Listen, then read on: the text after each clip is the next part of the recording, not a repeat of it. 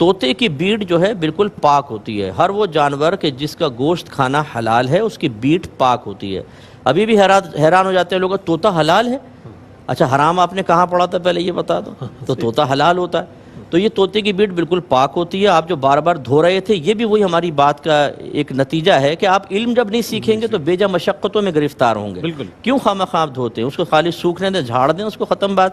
تو طوطے کی بیٹ پاک ہے, دھونے کی حاجت نہیں ہے. اس طرح نماز پڑھ لی تو ہو جائے گی.